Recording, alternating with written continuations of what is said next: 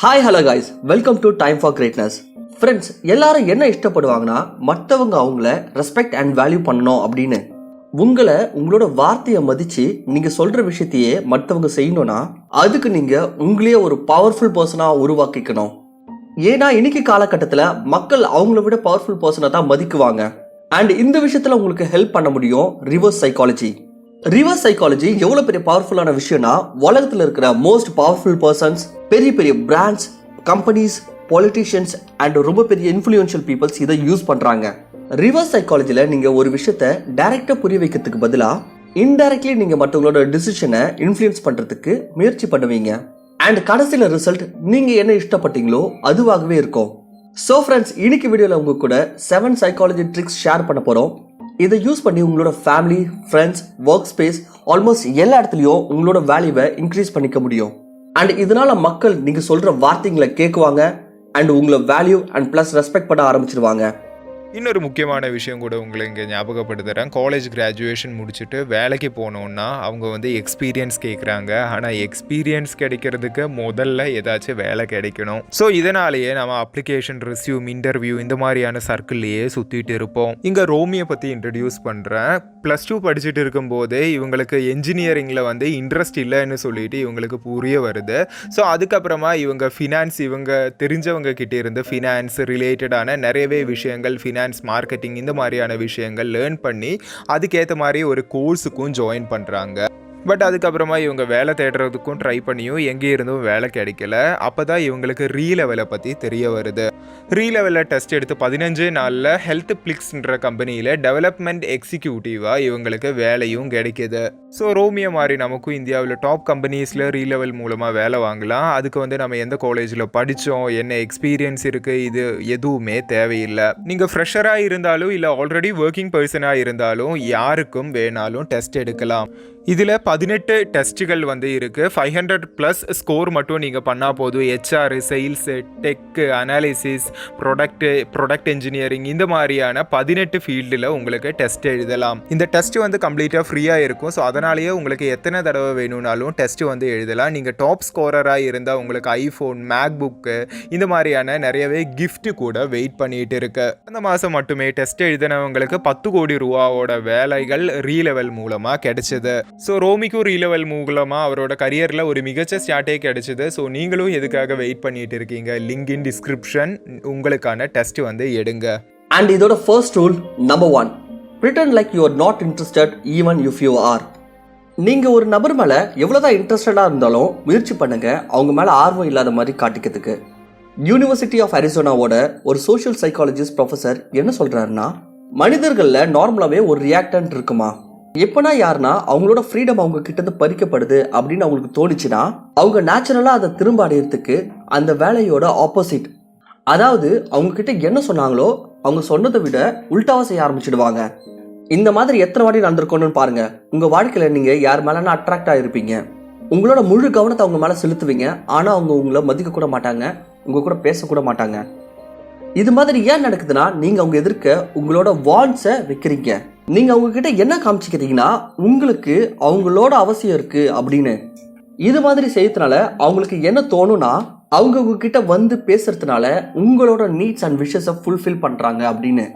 அதாவது அவங்களுக்கு இந்த விஷயத்தை செய்யறதுக்கு இஷ்டமே இல்லை, நீங்க சொல்றீங்க, அவங்கள கூப்பிடுறீங்க அப்படின்னு தான் அவங்க உங்ககிட்ட வராங்களா. இதனால அவங்களோட ரியாக்டன்ஸ் மோட் ஆக்டிவ் ஆயிருது அண்ட் அவங்களும் உங்களை விட்டு தூரமா போக முயற்சி பண்ணுவாங்க. சிமிலர்லி நீங்க இந்த மாதிரியான விஷயத்தையும் நோட்டீஸ் பண்ணியிருப்பீங்க. எப்பனா ஒரு சேல்ஸ்மேன் ஒரு பொருளை உங்ககிட்ட விற்கிறதுக்காக முயற்சி பண்ணும்போது உங்களை பின்தொடர ஆரம்பிச்சிருவாங்க. இன்டைரக்ட்லி உங்களை அந்த பொருளை வாங்குறதுக்கு ஃபோர்ஸ் பண்றாங்க. நீங்களும் அது மாதிரி ஆட்கள் கிட்ட இருந்து விலகி போக முயற்சி பண்ணுவீங்க. அதே இன்னொருத்தர் உங்க மேல அதிகமா இன்ட்ரெஸ்ட் இல்லாத மாதிரி காமிச்சுக்கிட்டா நீங்க அவங்க கிட்ட நேச்சுரலாவே அட்ராக்ட் ஆயிடுவீங்க. அதே ஒரு சேல்ஸ்மேன் உங்களை ஃபோர்ஸ் பண்றதுக்கு பதிலா டிசிஷன் உங்ககிட்ட விட்டுட்டா நீங்க அவர்கிட்ட இருந்து வாங்க விருப்பப்படுவீங்க. ஸோ இதனால நீங்க மற்றவங்க உங்களை வேல்யூ பண்ணணும் அப்படின்னு நீங்க நினைச்சீங்கன்னா அவங்க மேல அதிகமா இன்ட்ரெஸ்ட் இல்லாத மாதிரி காமிச்சுக்கங்க. Number 2, if it's scarce people want it more. மக்கள் பொதுவா எந்த விஷயத்துக்கு ரொம்பவே இஷ்டப்படுவாங்கன்னா எது அவங்கள ரொம்பவே பயம் பொத்துதோ. ஒரு எக்ஸ்பெரிமெண்ட்ல சில பேருக்கு 2 ஜார்ல சாக்லேட்ஸ் ஆஃபர் பண்ணாங்க. ஒரு ஜார்ல 2 சாக்லேட் இருந்தது, இன்னொரு ஜார்ல 10 சாக்லேட் இருந்தது. இந்த எக்ஸ்பெரிமெண்ட்ல மக்களுக்கு எந்த சாக்லேட் ரொம்பவே அதிகமா பிடிச்சிருந்துச்சுன்னா குவான்டிட்டியில எந்த ஜார்ல 2 சாக்லேட் இருந்ததோ அதுதான். இந்த விஷயத்துல இருந்து என்ன விஷயம் ப்ரூவ் ஆகுதுன்னா, மக்கள் எந்த பொருள் குவான்டிட்டியில ரொம்பவே கம்மியா இருக்கோ அதை அதிகமா வேல்யூ பண்ணுவாங்க. இதோட பெஸ்ட் எக்ஸாம்பிள், எதனா ஒரு ப்ராடக்ட் லிமிடெட் டைம் ஆஃபர்ல வரும்போது அப்ப பார்க்க கிடைக்கும். மக்கள் ஆட்டோமேட்டிக்கா அந்த ப்ராடக்ட் மேல ரொம்பவே அட்ராக்ட் ஆயிடுவாங்க அண்ட் பை த எண்ட் அந்த ப்ராடக்ட் சோல்ட் அவுட் ஆயிடும். இந்த கான்செப்ட் வெறும் மார்க்கெட்டிங்ல மட்டும் கிடையாது, எல்லா பிளேசஸ்லயும் ஒர்க் ஆகும். நீங்க நோட்டீஸ் பண்ணிருப்பீங்க, இந்தியால எந்த ஸ்கூல்ஸ் அண்ட் காலேஜஸ்க்கு ரொம்பவே வேல்யூ அதிகமா இருக்கும்னா, எங்க ரொம்பவே லிமிடெட் சீட்ஸ் இருக்கோ அதுக்கு தான் அதிகமான காம்படிஷனும் இருக்கும். நம்ம இந்த விஷயத்த ரொம்பவே நம்புறோம். எந்த பொருள் ரொம்பவே கஷ்டப்பட்டு கிடைக்குதோ அதுதான் ரொம்ப நல்லா இருக்கும் அப்படின்னு. கஷ்டப்பட்டு கிடைக்கிற பொருள் எப்பவுமே நம்மளுக்கு ரொம்பவே வேல்யூபிளா தெரியும். ஏன்னா அந்த பொருளோட அவைலபிலிட்டி வச்சு தான் அதோட குவாலிட்டியை ஜட்ஜ் பண்ணுவாங்க. அப்படி நீங்க இந்த கான்செப்டை உங்க லைஃப்ல யூஸ் பண்ணணும்னு நினைச்சீங்கன்னா, ஒரு நல்ல ரிலேஷன்ஷிப் டெவலப் பண்ணணும்னு நினைச்சீங்கன்னா, அப்போ உங்களோட அவைலபிலிட்டியை கம்மி பண்ணிடுங்க. அதாவது எப்பவுமே எல்லாருக்கும் அவைலபிளா இருக்கக்கூடாது. சோ தட் அந்த ஸ்கார்சிட்டினால உங்களோட வேல்யூ அதிகமாகும்.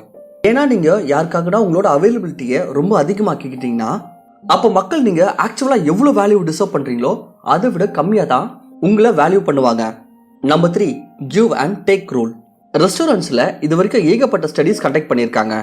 நீங்க கூட இதை நோட்டீஸ் பண்ணிருப்பீங்க.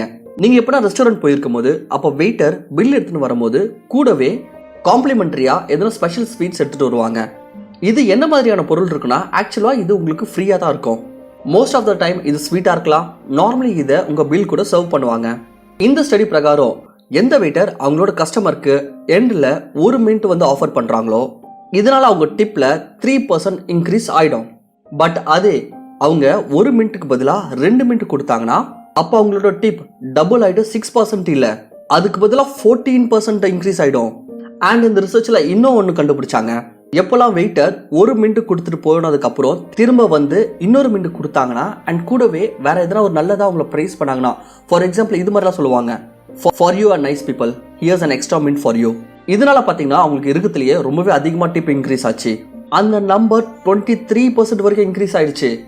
ஸோ இதே போல நீங்க பார்ட்டி கண்டக்ட் பண்றப்போ யாரனா இன்வைட் பண்ணீங்கன்னா அதே போல அவங்களும் அவங்க பார்ட்டி வைக்கும் போது திரும்ப உங்களை இன்வைட் பண்ணுவாங்க. ஏன்னா அப்படி பண்ணாம விட்டுட்டாங்கன்னா அவங்களுக்கே ஒரு தப்பான ஃபீலிங் வரும். நீங்க மக்கள் கிட்ட பழகும் போது அவங்களுக்கு எதனா ஒரு கிஃப்ட் இல்ல காம்ப்ளிமெண்ட் பண்ணீங்கன்னா அது மாதிரி பண்றதுனால உங்களோட தகுதி பிரகாரம் இல்லாம உங்களை ரொம்பவே வேல்யூ பண்ண ஆரம்பிச்சிடுவாங்க அண்ட் கூடவே உங்களை ரெஸ்பெக்ட் பண்ணுவாங்க. அண்ட் இதெல்லாம் இல்லாம எதெல்லாம் ஒரு வழியில உங்களுக்கு திரும்ப செய்யவும் முயற்சி பண்ணுவாங்க. பட் ஒரு விஷயம், எதுவா இருந்தாலும் நம்ம ஒரு லிமிட்டோட தான் செய்யணும். இதே நீங்க ரொம்ப அதிகமா செய்ய ஆரம்பிச்சிட்டீங்கன்னா அப்போ மக்கள் உங்களை ஃபார் கிராண்டடா எடுத்துக்க அதிகமா வாய்ப்பு இருக்கு. ஸோ உங்களை ரொம்பவே லைட்டா எடுத்துக்கிறதுக்கு அதிக சான்சஸ் இருக்கு. நீங்க இந்த பவர்ஃபுல் ட்ரிக்கை உங்களோட லைஃப்ல கண்டிப்பா அப்ளை பண்ணலாம். பட் ஒரு பேலன்ஸ்டா பண்ணுங்க. Number 4, rightfully wrong. அதிகமான மக்கள் அவங்க செய்யற தப்ப ஒத்துக்கவே மாட்டாங்க. அவங்களோட லேக் ஆஃப் நாலேஜை கான்ஃபஸ் பண்றதுக்கு பதிலா ஓவர் ஸ்மார்ட், ஓவர் கான்ஃபிடன்ஸ் மோடுக்கு போயிடுவாங்க. அவங்களால முடிஞ்ச அளவுக்கு என்ன பிரிட்டன் பண்ண ட்ரை பண்ணுவாங்கன்னா அவங்களுக்கு இந்த விஷயத்த பத்தி எதுவாச்சும் கொஞ்சம் தெரியும் அப்படின்னு. பட் இன் ரியாலிட்டி அவங்களுக்கு இதை பத்தி எதுவுமே தெரிஞ்சிருக்காது. இன்ஃபேக்ட் ஒரு ஸ்டடிஸ் பிரகாரம் சில பேரை அவங்களோட டிரைவிங் ஸ்கில்ஸை ரேட் பண்ண சொல்லும் போது almost 80% people above average driver லெவலுக்கு ரேட் பண்ணாங்க. பட் இன் ரியாலிட்டி 49.9% மக்கள் தான் அபோவ் ஆவரேஜ் டிரைவர் லெவல் கேட்டகரிக்கு குவாலிஃபை ஆனாங்க. மக்கள் எப்பவுமே அவங்க நாலேஜபிள் பர்சன் மாதிரி ஃபேக்கா காமிச்சிருப்பாங்க.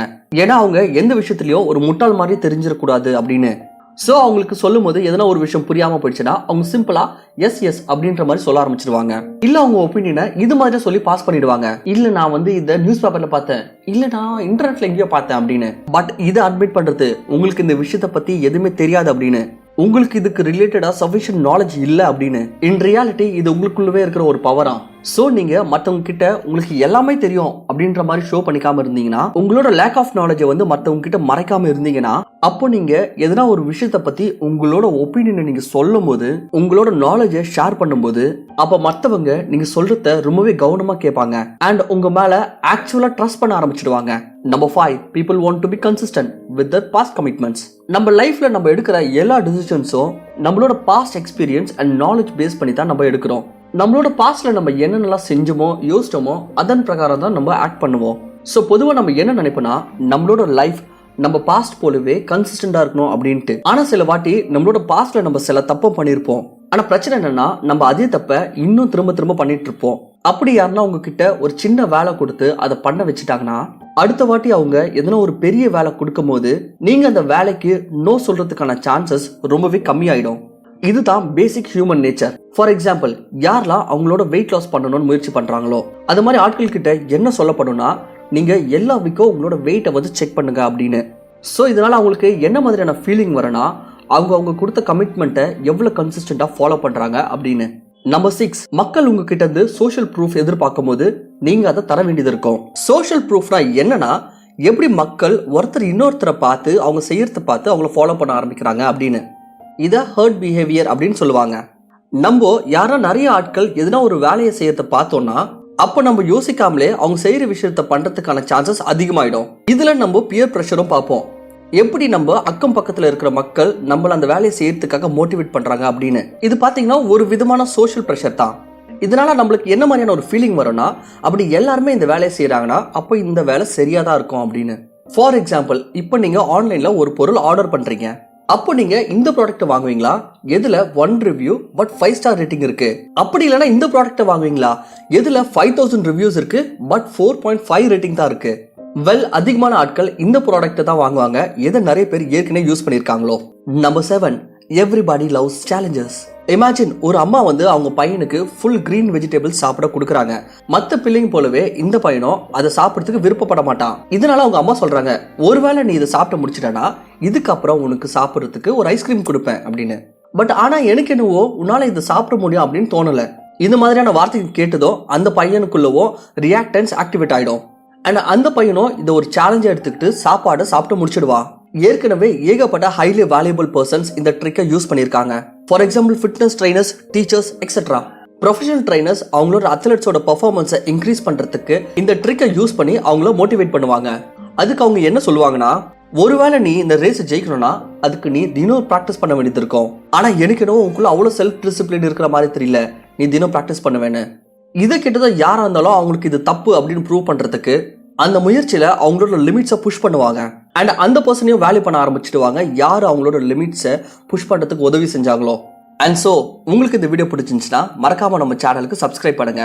கூடவே நம்ம வீடியோக்கு லைக் பண்ணிட்டு உங்க ஃப்ரெண்ட்ஸ்க்கும் ஷேர் பண்ணுங்க. நான் உங்களை இன்னொரு நல்ல வீடியோல பாக்குறேன்.